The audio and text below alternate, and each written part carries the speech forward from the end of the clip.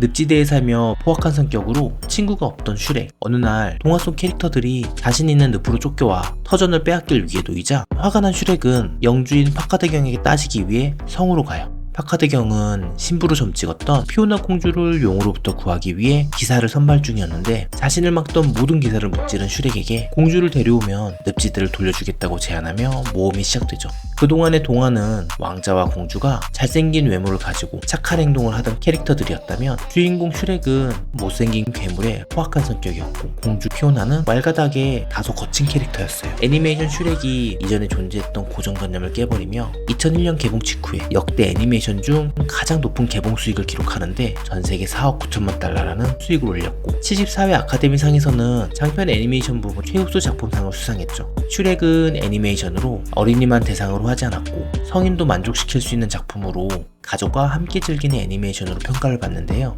이 슈렉을 만들었던 제작사는 바로 드림웍스입니다. 1994년 창립했던 드림웍스는 현실에 가까운 조형물과 높은 수준의 그래픽을 구현하는데 슈렉을 통해 애니메이션 제작 기술의 선두주자로 자리매김할 수 있었어요. 그동안의 애니메이션은 디즈니가 대표적이었고 디즈니는 곧 미국 애니메이션의 역사라고 할 수 있죠. 수많은 캐릭터를 만들었던 디즈니에서 잘생긴 왕자와 예쁜 공주가 사랑에 빠져 행복한 삶을 영위해 간다는 디즈니 코드가 존재했다면 슈렉에서는 이런 디즈니 코드를 180도 비틀어 패러디하며 새롭게 재창조합니다. 슈렉의 성공에는 디즈니를 누구보다도 잘 알고 있던 한 남자의 한 맺힌 야망이 있었어요. 바로 월트 디즈니 스튜디오의 회장을 역임했던 제프리 카젠버그입니다. 디즈니의 수장이었던 그는 왜 적장에 되어 나타났을까요?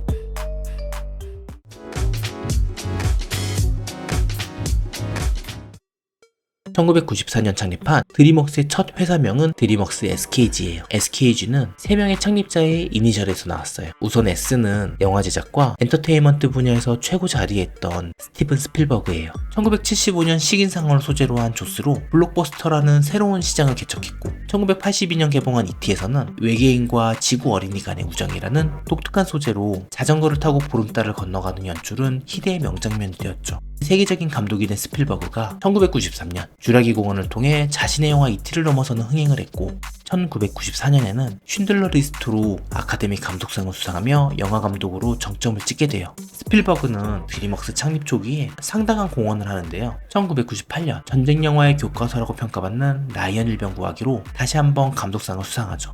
알파벳 G는 데이비드 게펜이에요. 게펜은 음악계와 영화계에서 큰 업적을 남긴 인물로 28살에 설립했던 어살럼 레코드사에서 밥 딜런과 이글스 등 뛰어난 싱어송라이터를 발굴했고 두 번째로 설립했던 게펜 레코드에서는 도나 썸머와 존 레논 등의 전설적인 앨범을 제작하며 음악 사업에서 자신만의 제국을 이끌었던 인물이죠.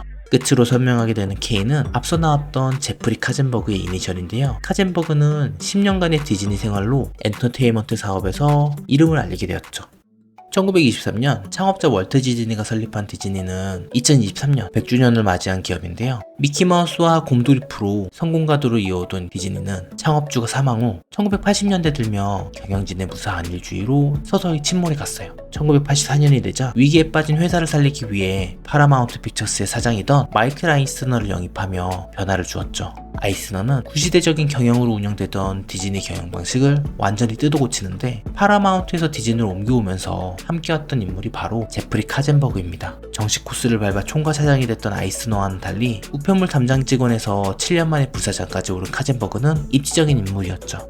디즈니로 옮겨온 두 사람은 1989년 인어공주를 시작으로 1991년에는 미녀와 야수, 1994년에는 라이온킹으로 뮤지컬 애니메이션이라는 새로운 장르를 만들며 흥행신화를 만들어요. 특히 라이온킹은 3억 1300만 달러라는 수익을 거두며 역대 최고 수익을 올린 애니메이션이 되었고 디즈니를 제2의 전성기로 주도합니다. 다시 부활하던 디즈니에게 뜻밖의 상황이 발생했는데요. 아이스너가 카젠버그를 돌연 해고하는 사건이었어요. 당시 디즈니의 총괄사장이자 2인자였던 프랭크 웰즈가 헬기사고로 사망한 후에 최고 경영자였던 아이스너와 카젠버그 간의 관계에 불화가 생긴 건데요. 업계에서는 독불장군형 리더십으로 유명한 아이스너가 경영권 보호를 위해 카젠버그를 밀어냈을 것으로 추측합니다. 갑작스럽게 퇴출당한 카젠버그는 20억 달러의 자본금으로 드림웍스를 설립하고 디즈니를 능가하는 애니메이션 제국을 만들고자 해요.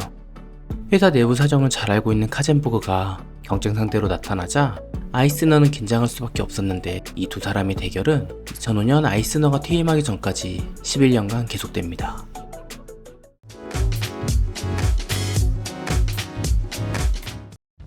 첫 번째 대결은 디즈니와 픽사가 합작한 벅스라이프와 드림웍스의 개미로 시작돼요. 두 작품은 곤충을 소재로 다루었고 개미를 주인공으로 삼았다는 공통점이 있지만 주인공을 표현한 관점은 정반대였죠. 벅스라이프는 인정받지 못하던 주인공이 적으로부터 공동체를 구해낸다는 영웅담이라면 영화 개미는 평범한 일개미 한 마리가 개미 사회를 비판하고 자신의 삶을 살아간다는 이야기예요. 두 애니메이션의 큰 차이는 캐릭터를 표현하는 그림 양식의 차이입니다. 벅스라이프는 동화적인 표현으로 친근감을 표현했다면 개미는 실세에 가깝게 사실적으로 표현했죠.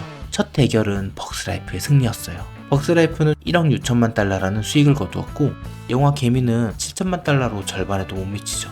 하지만 디즈니가 제작하지 않은 애니메이션으로는 가장 성공적인 영화가 되었습니다. 아이스노와 카젠버그의 1차전이 싱겁게 끝나자 카젠버그는 이를 갈고 다시 맞붙는데요. 이 전쟁은 슈렉에서 절정을 이루어요. 우선 피오나 공주는 밤마다 괴물로 변하는 설정이 있었어요. 보통은 저주가 풀려 아름다운 모습으로 유지되지만 피오나 공주는 저주가 풀리자 괴물로 살아가게 되죠. 악역으로 나왔던 파카드 영주의 성은 디즈니 성을 묘사했고 파카드 영주는 아이스노와 닮았다고 이슈가 되었어요. 슈렉은 패러디를 통해 디즈니가 관습적으로 사용했던 사랑의 고귀함과 외모 지상주의 등의 디즈니스러운 설정을 모두 갈아엎으며 경쟁에서 승리했고 드림웍스는 3D 애니메이션 업계의 표준으로 자리 잡게 되었어요.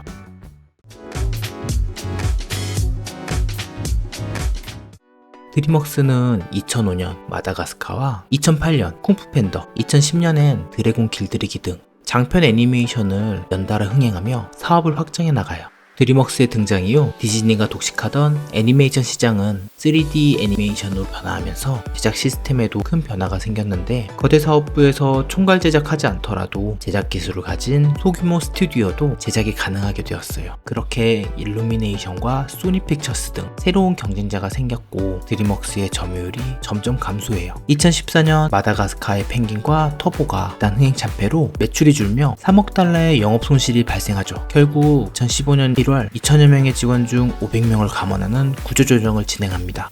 경쟁사 픽사는 디즈니 소속으로 한두 편의 흥행 실패는 충분한 커버가 가능했지만 드림웍스에게는 큰 충격이 되었죠. 드림웍스의 위기는 다른 기업에게 기회였는데 일본의 소프트뱅크가 인수금을 제한하거나 완구업체 헤즈브로가 인수협상에 돌입했다는 등 무성한 소문이 돌던 시기 영화 제작사인 유니버셜 픽처스를 인수했던 미국 최대 케이블 회사 컴캐스트가 드림웍스 인수에 성공하게 됩니다. 카젠버그는 2016년 컴캐스트 인수 후 드림웍스 CEO 자리에서 물러나죠. 디즈니에서 갑작스럽게 방출되었지만 시리에 빠지지 않고 드림웍스를 창업하며 애니메이션 산업의 성장과 영화 제작의 기술 발전 등 지대한 영향을 미치며 애니메이션 역사를 형성하는 중요한 발자취를 남겼습니다. 자, 오늘 영상 여기까지고요. 시청해주셔서 감사합니다.